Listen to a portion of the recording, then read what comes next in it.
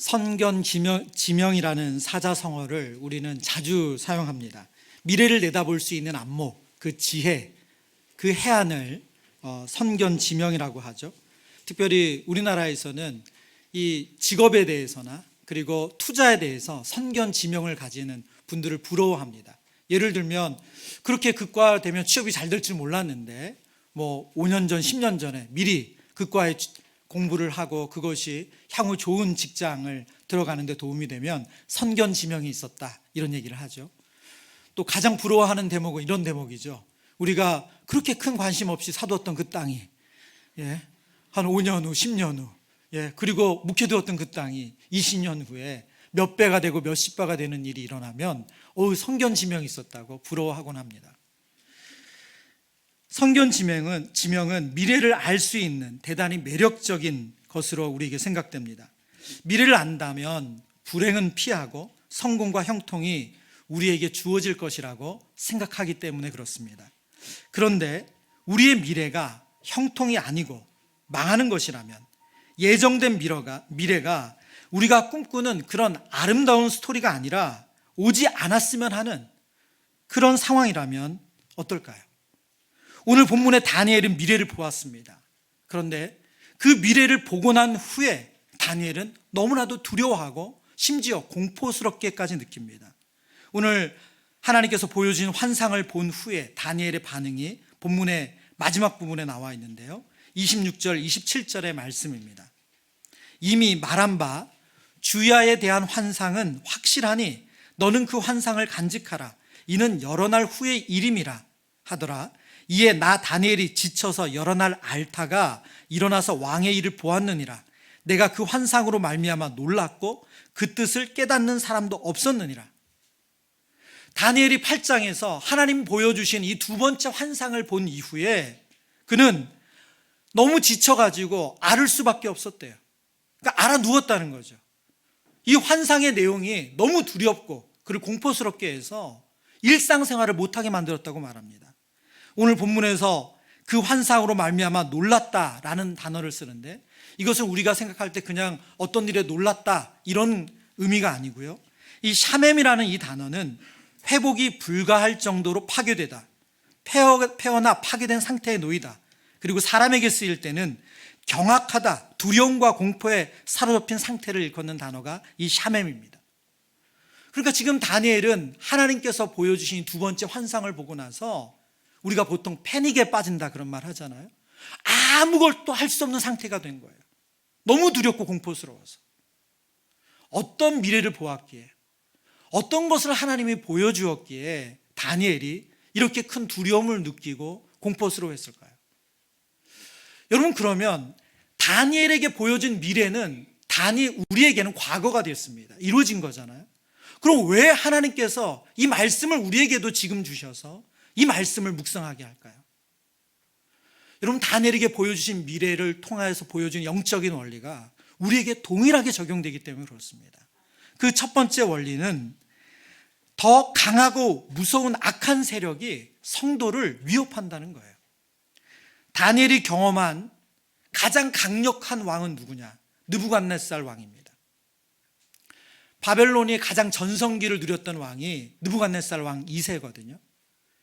다니엘서 2장에 보면 그의 전성기 때 모습이 보여지는데, 여러분 아마 다니엘서 2장의 말씀을 기억하실 거예요. 왕이 꿈을 꿨습니다. 그 꿈이 본인을 번민케 했어요. 힘들게 했어요. 그런데 왕이 그 꿈을 꾸고 난 이후에 그 꿈을 해석했던 술객, 박수, 그리고 지혜자들을 모아놓고 그 꿈을 해석하라고 해요. 너무나도 일반적이죠, 여기까지. 근데 문제는 뭐냐? 꿈을 알려주지 않습니다. 그러니 술객과 박수, 지혜자들이 당연히 왕에게 구하죠. 꿈을 알려주시면 저희가 꿈을 잘 해석해 드리겠습니다. 그러나 왕은 거기에 전혀 요동하지 않고 너희들이 알아서 꿈을 알아내고 그 꿈을 해석해. 지혜자들이 너무 어안이 벙벙해서, 아니 꿈을 알려주지 않는데 어떻게 우리가 꿈을 해석합니까? 그러니 제발 꿈을 알려주시면 우리가 꿈을 해석하겠습니다. 이 느부갓네살 왕의 포악함이 그 다음에 드러납니다. 너희들이 지금 나를 속이려 하는도다.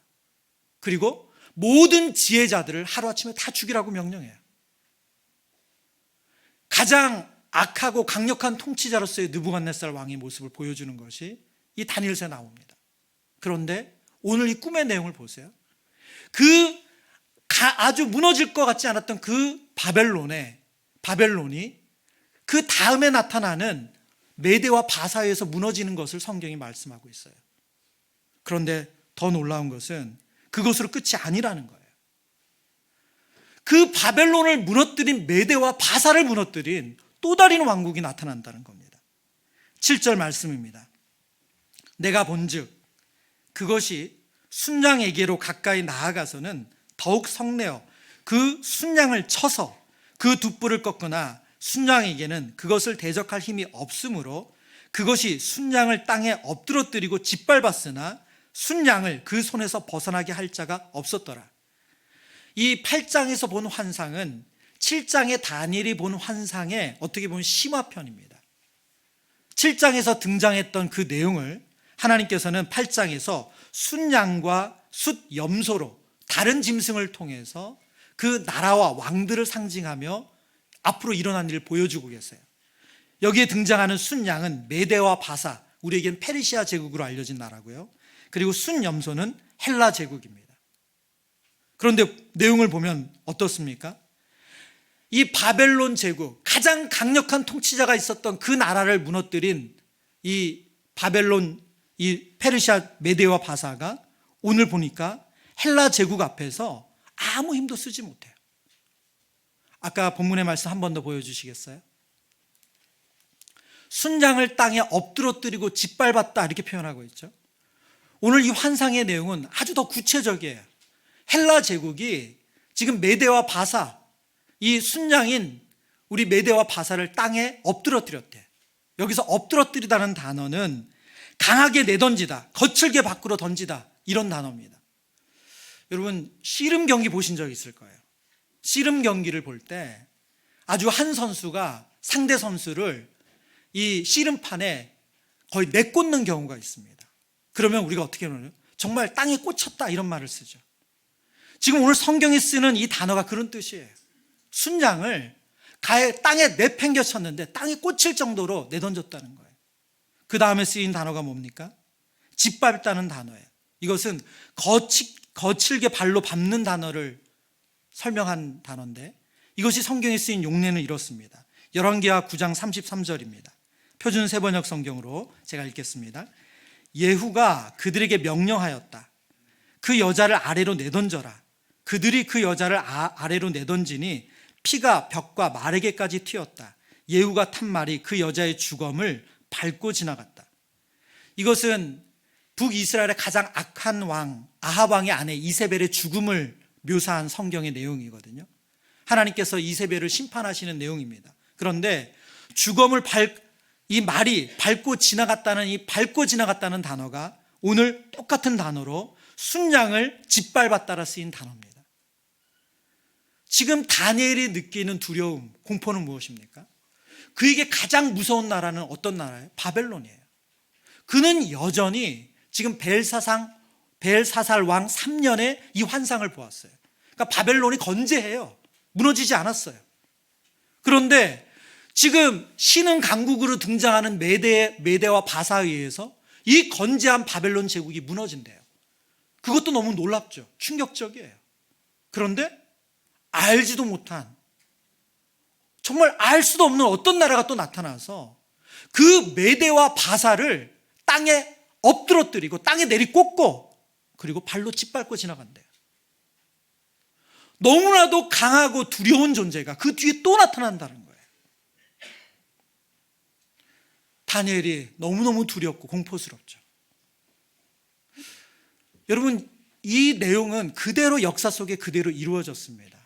하나님께서 이 메대와 바사를 그 다음 나라로 일으켰고 또 메대와 바사를 이어서 헬라 제국이 삽시간에 그 메대와 바사를 무너뜨리고 큰 제국을 건설한 것을 우리는 알고 있습니다. 그렇다면 오늘 이 말씀을 왜 우리에게도 동일하게 하나님 주실까요? 여러분, 영적으로 이 원리는 똑같습니다.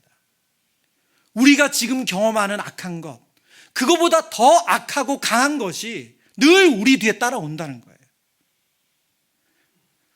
여러분, 어른들이 그런 말씀을 종종 하세요. 세상 말세야. 세상 말세야. 여러분, 4, 50년 전에는 학생들이 몰래 뒷골목에서 쪼그리고 앉아서 담배 피는 거 보고 세상 말세라고 했어요. 근데 요즘 누구도 그거 보고 세상 말세라고 하지 않습니다. 말씀을 준비하면서 기사를 하나 보게 됐는데요. 1986년 2월 3일자 경향신문 기사입니다. 37년 전 신문 기사죠. 타이틀이 이렇습니다. 교내 폭력 시달려 1중학생 또 자살. 힘센 학생이 약한 구부를 괴롭히는 교내 폭력의 일종인 소위 이지매에 견디다 못한 13살의 한 일본 남자 중학생이 지난 1일 공중변소에서 목을 매 자살하는 사건이 또다시 발생. 그리고 그 기사 내용이 이어져요. 37년 전에 우리나라 경향신문에 나온 기사의 내용입니다. 이때 일본에서 일어난 이 이지매 사건을 통해서 우리나라는 이런 학교 안에 이지매라는 집단 따돌림이라는 게 있을 수 있구나. 그리고 그것을 못 이겨서 자살하는 일도 있네. 그리고 일본 사회를 경악시킨 이 사건이 우리나라에도 충격이 됐어요. 그러나 37년이 지난 지금 한국 사회에는 왕따, 집단 따돌림이 얼마나 심각한지 우리는 지금 실감하며 살아가고 있습니다. 37년 전에 신문 기사로 이 내용을 접할 때만 해도 학교 문화에서 이지매, 이것은 우리에게는 익숙하지 않은 상황이었어요. 근데 여러분, 오늘은 어떻습니까? 교우 관계로 학교 가는 것이 지옥인 아이들이 우리 사회에 적지 않습니다. 아이들이 보는 드라마, 영화, 웹툰, 그 많은 내용들이 이 집단 따돌림과 왕따 문제를 주제로 하고 있어요.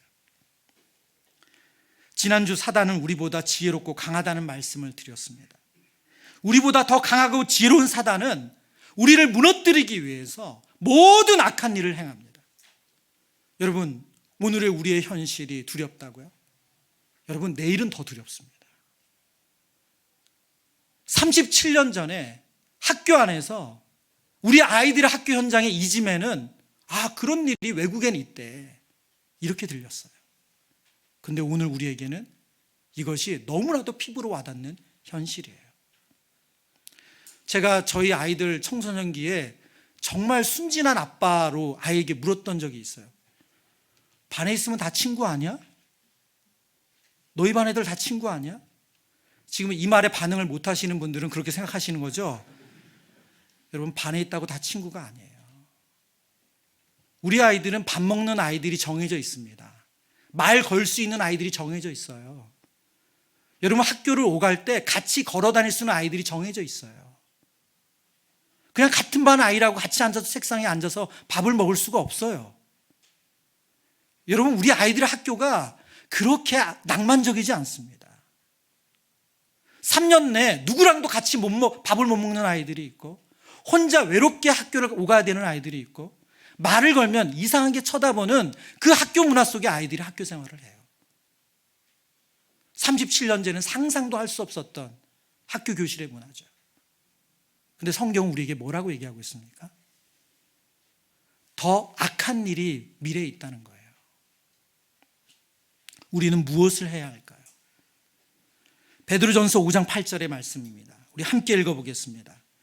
근신하라, 깨어라, 너희 대적 마귀가 우는 사자같이 두루다니며 삼킬 자를 찾나니. 여러분, 마귀가 우는 사자처럼 우리를 어떻게든 넘어뜨리려고 총공세를 펼친다고 말합니다. 우리가 할 일은 무엇입니까? 깨어있는 거예요. 여러분, 성경이 깨어있다는 말은 기도한다는 말과 동의어입니다. 여러분, 우리가 깨어 기도해야 됩니다.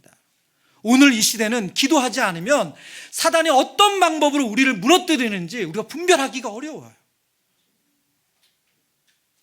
여러분, 우리 안에 일어나는 내면의 일이 이게 사단의 부추김인지 자연스러운 감정인지 여러분 알 길이 없습니다. 여러분, 기도하셔야 돼요. 요즘 저희 교회를 생각하면서 깊은 고민이 하나 있어요. 어떻게 우리 성도님들을 기도의 자리로 인도할 수 있을까? 너무나도 시대는 점점 더 악해져 가고 악한 일은 끊임없이 생겨나는데 어떻게 우리 성도님들이 기도의 자리에 있을 수 있을까? 여러분 개인적으로 기도하고 계시죠? 여러분 정말 그 기도가 풍성해지길 바랍니다. 혹 여러분 가운데 기도의 근육이 약하다면 여러분 주중 예배 나오셔야 돼요.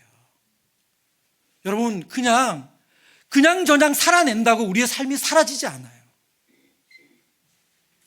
여러분 특별히 그래서 여러분에게 권면하고 싶습니다. 우리 다음 주 16, 17일 날 중보기도 세미나를 엽니다. 여러분 기도 학교라고 생각하시고 낮 시간에 열려서 어쩔 수 없지만 우리 그 시간에 시간 되시는 분들은 다 나오셨으면 좋겠어요. 여러분 중보기도로 헌신하고 안 헌신하고의 문제가 아니에요. 여러분 기도하지 않고는 살아갈 수 없는 시대, 그게 오늘 우리의 시대입니다. 여러분 정말 시간을 내서 기도하셔야 돼요. 제가 제자 훈련을 하면서 마음에 도전받는 몇 가지 일이 있었어요. 그 일 중에 하나가 뭐냐면 우리 훈련을 받는 성도님들 중에 이제 특별히 뭐 여자 성도님들도 있으시지만 남자 성도님들 가운데 본인 순서가 돼서 우리 제자반을 준비해야 되는 때가 있어요. 가정을 오픈하거나 또 식사를 준비하거나 훈련을 준비할 때가 있어요. 근데 놀랍게요, 그 성도님들이 하루 휴가를 내거나 반차를 쓰시더라고요. 제가 그 마음에 되게 감동이 됐어요. 여러분 왜 그런 일이 일어납니까? 여러분 왜 그런 열정이 생기죠? 여러분 하나님을 알면 이 시대에 우리가 무엇을 해야 되고 무엇에 열정을 내야 되는지 그것이 느껴져요. 여러분 이 시대엔 기도 없이 살 수 없습니다. 여러분 그냥 우리가 가만히 있는다고 가만히 있을 수 있지 않아요. 사단이 그렇게 내버려 두지 않아요. 우리 아이들이 방에서 뭘 보는지, 뭘 하는지, 학교에서 무슨 일을 당하는지. 여러분 사단은 더 강력한 존재로 우리에게 다가옵니다. 깨어 기도하시는 은혜가 있기를 축원합니다. 다니엘이 환상을 통해 본 미래는, 두 번째는 사람이 손으로 만든 것에 소망이 있지 않다는 것을 하나님 보여주십니다. 11절 12절 또 스스로 높아져서 군대의 주제를 대적하며 그에게 매일 드리는 제사를 없애버렸고 그의 성소를 헐었으며 그의 악으로 말미암아 백성이 매일 드리는 제사가 넘긴 바 되었고 그것이 또 진리를 땅에 던지며 자의로 행하며 형통하였더라. 지금 오늘 이 본문의 내용은 숫염소로 상징되는 헬라 제국의 왕, 마지막에 등장하는 왕이 벌이는 일이에요. 지금 그가 스스로 높아져서 군대의 주제를 대적한대요. 이 군대의 주제는 하나님을 상징합니다. 하나님을 대적해서 어떻게 한다고요? 하나님에게 매일 드리는 제사를 없앴대요.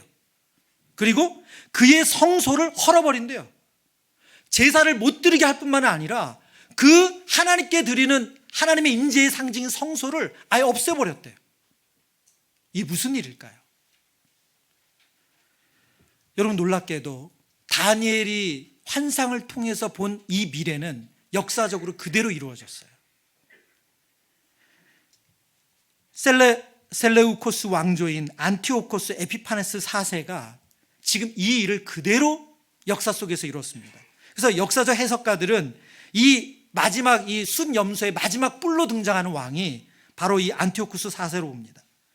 이 사람은 헬라 문화를 그가 다스리는 모든 영토에 정착시키길 원했거든요. 그러면서 유대인들을 핍박하는데 그가 했던 일들이 뭐냐? 우선은 원래는 성전 제도를 내버려 뒀어요. 그러나 그의 입맛에 맞는 대제사장으로 제사장을 바꿉니다. 여러분 대제사장은 아무나 할 수 없잖아요.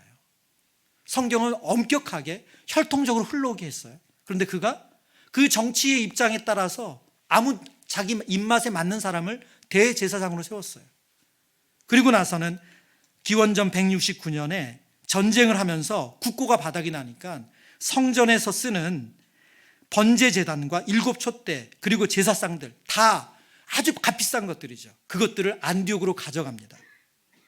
그리고 에드워드 로제가 쓴 신약성서 배경사에 보면 기원전 167년에는 어떤 법을 시행하냐면 유대인들에게 안식일을 지키거나 자녀들에게 할례를 베풀면 사형에 처해요. 그들의 정체성을 말살시키는 거죠. 안식일을 지키거나 자녀들에게 할례를 행하면 사형을 시킵니다. 그리고 나서는 여기서 그치지 않아요. 예루살렘 성전에다가 뭘 세우냐면 이교도 제단을 세워서 올림피아의 제우스를 섬기는 신전으로 만들어요. 하나님을 섬기는 그 제단이 제우스를 섬기는 신전이 되는 거죠. 그리고 그 신전에서 돼지를 잡아서 희생 제물을 드립니다. 유대인들은 돼지는 부정해서 먹지도 않죠. 하나님을 조롱하고 비웃고 성전을 더럽히는 일을 이 안티오쿠스 4세가 역사적으로 행했습니다.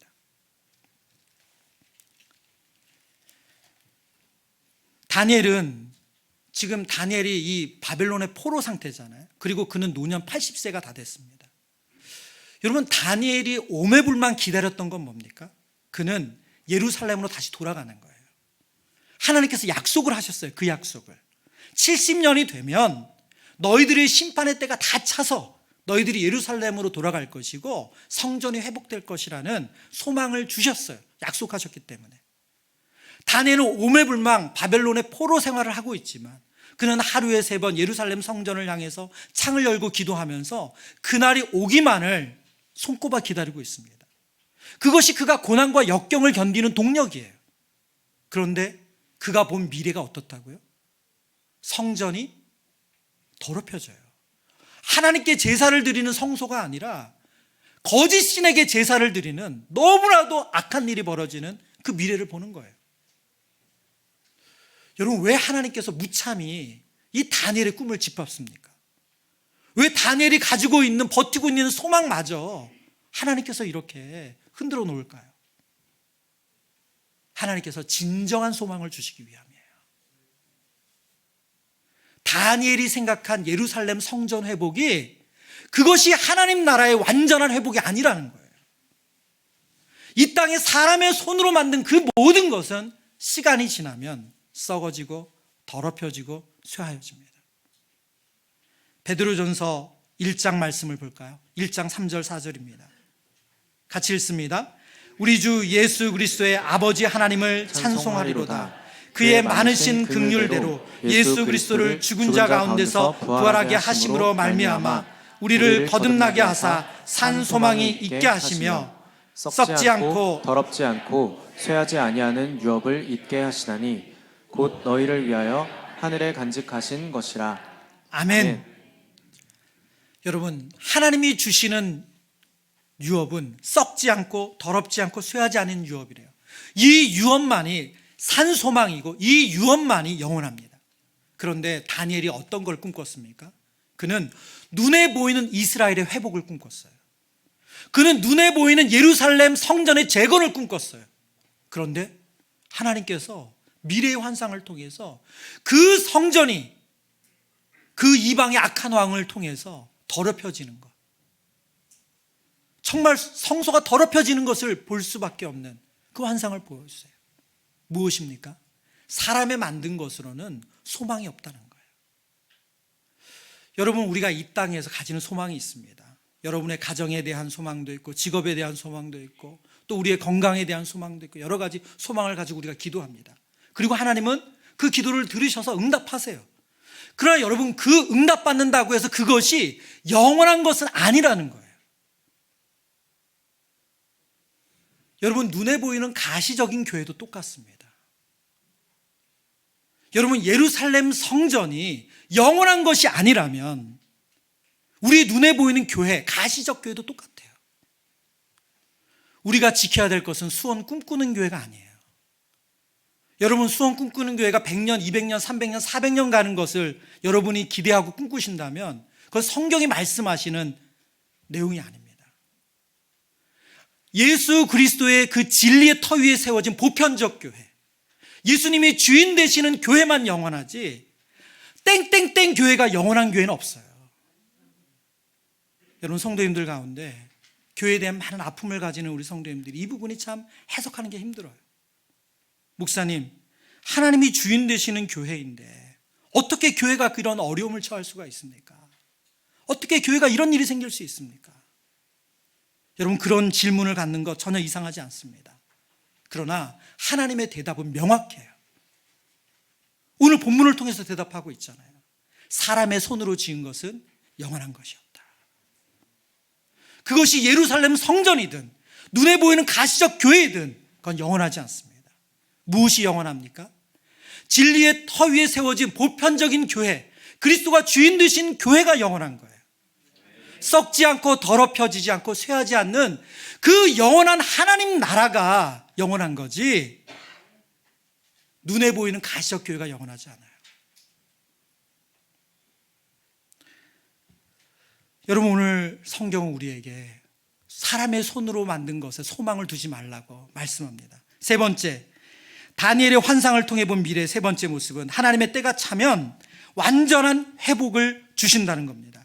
13절 14절의 말씀, 내가 들은즉 한 거룩한 이가 말하더니 다른 거룩한 이가 그 말하는 이에게 묻되 환상에 나타난 바 매일 드리는 제사와 망하게 하는 죄악에 대한 일과 성소와 백성이 내중바되며 짓밟힐 일이 어느 때까지 이를꼬 하매 그가 내게 이르되 2300주야까지니 그때 성소가 정결하게 되리라 하였느니라. 지금 이 미래에 너무나도 암울하고 그리고 도대체 소망이 보이지 않는 제사까지, 하나님께 드리는 예배까지도 훼손당하는 이 모습을 보면서 지금 다니엘이 묻습니다. 언제쯤 예배가 회복될 수 있습니까? 언제쯤 정상적으로 하나님께 제사를 드릴 수 있습니까? 천사가 뭐라고 대답합니까? 2300주야까지니 그때에 성소가 정결하게 되리라. 2300주야, 그러니까 이 날수로 그대로 보면 이것은 1150일이죠 1150일입니다 근데 지난 우리 7장에서 살핀 그대로 우리가 한때, 두때, 반때를 설명해 드렸잖아요. 이것은 단순히 3년 반이라는 이 정해진 시간의 길이의 문제가 아니라 7이라는 완전한 숫자의 절반, 그래서 하나님께서 정하신 때를 알려주는 것이 이 세 때 반이라 말씀드렸죠. 2300주야도 똑같습니다. 이 1150일도 약 3년 반에 해당하는데 이것은 완전수 7년의 절반에 해당하는 하나님이 정해진 기간이 지나고 나면 그때가 되면 하나님께서 성소를, 하나님께서 성전을 정결하게 하시겠다, 그 뜻입니다. 여러분, 다니엘이 이 질문을 하고 그리고 이 하나님의 응답을 구했을 때 하나님께서 때가 차면 2300주야까지니 그때 성소가 정결하게 되리라. 다니엘에게 이 약속은 이루어졌어요. 어떻게 이루어집니까? 갈라디아서 4장 4절 5절 말씀입니다. 우리 같이 읽어보겠습니다. 갈라디아서 4절, 때가 차매 하나님이 그 아들을 보내사 여자에게서 나시고 율법 아래 나게 하신 것은 율법 아래에 있는 자들을 속량하시고 우리로 아들의 명분을 얻게 하려 하심이라. 아멘. 때가 찼습니다. 때가 차서 하나님 누구를 보내셨다고요? 하나님의 아들 예수 그리스도를 보내셨어요. 그분을 통해서 율법 아래에 있는 자들을 다 속량하심으로 하나님은 정결하게 하는 일을 완성하셨습니다. 여러분, 그렇다면 우리에게 이 말씀은 동일하게 어떤 영적인 원리를 줍니까? 다니엘에게는 초림의 예수님을 만나지 않았어요. 그래서 예수님은 먼 미래예요. 그 미래의 약속을 하나님께서 우리에게는 벌써 이루어 주셨습니다. 그럼 오늘 이 말씀 2300주야까지니 그때가 차고 나면 그때야 성소가 정결하게 되리라. 이 약속의 말씀을 오늘 우리에게 어떤 영적인 원리를 줍니까? 우리 요한일서 3장의 말씀을, 히브리서 10장의 말씀을 볼까요? 히브리서 10장 말씀을 같이 읽습니다. 율법은 장차 올 좋은 일의 그림자일 뿐이요 참 형상이 아니므로 해마다 늘 드리는 같은 제사로 나오는 자들을 언제나 온전하게 할 수 없느니라. 그렇지 아니하면 섬기는 자들이 단번에 정결하게 되어 다시 죄를 깨닫는 일이 없으리니 어찌 제사 드리는 일을 그치지 아니하였으리요. 아멘. 아멘. 예수 그리스도를 통해서 단번에 정결하게 돼서 더 이상 눈에 보이는 성전에서 양을 잡고 소를 잡는 일을 하지 않아도 되도록 하나님은 이 일을 완전하게 회복시켜 주셨습니다. 요즘 하나님은 동일한 영적인 원리를 우리에게 적용하셨어요. 우리는 예수 그리스도의 초림을 경험하고 재림을 준비하는 사람들입니다. 여러분, 이 땅에서 우리의 삶은 완전하지 않습니다. 여러분의 가정에서 천국을 누릴 때가 있고 여러분 교회 안에서 천국을 맛볼 때가 있습니다. 그러나 이게 완전하지 않아요. 가정에서 정말 서로를 뜨겁게 사랑하고 용서해주고 긍휼히 여긴 천국을 맛보기도 하지만 우린 지옥을 경험하기도 해요. 교회 공동체 안에서 수용과 용납을 받기도 하지만 우리는 원망과 불평의 대상이 되기도 합니다. 완전하지 않습니다. 그런데 하나님께서 우리에게 약속해 주세요. 이 또한 완전한 회복이 있다는 거예요. 우리 요한일서 3장 2절의 말씀, 사랑하는 자들아 우리가 지금은 하나님의 자녀라. 장래 어떻게 될지는 아직 나타나지 아니하였으나 그가 나타나시면, 바로 예수님이 나타나시면 그 말이죠. 예수님께서 나타나시면 우리가 그와 같은 줄로 아는 것은 그의 참모습 그대로 볼 것이기 때문이네. 예수님이 나타나실 그때, 예수님이 재림하실 그때가 되면 우리가 완전히 성화가 아니라 영화롭게 되는 예수 그리스도의 모습을 담는 그때가 온다고 말씀합니다. 이게 바로 성소가 정결하게 되는 때예요. 이 땅에서 우리가 모든 것을 경험하고 맛보려고 한다면 그것은 성경이 말씀하시는 소망이 아닙니다. 우리의 진정한 소망은 영원한 하나님 나라에 있습니다. 참 요즘 지난주도 말씀을 드렸지만 뉴스를 보다 보면 참 어떻게 이런 일이 계속 일어날 수 있는가 하는, 너무나도 안타깝고 비극적이고 그리고 악한 이 시대의 모습을 우리는 보게 됩니다. 여러분, 내년엔 더 나아질 거냐, 10년은 더 나아질 거냐, 성경은 그렇게 말씀하지 않습니다. 그러나 우리에게 소망이 있습니다. 그 소망은 무엇입니까?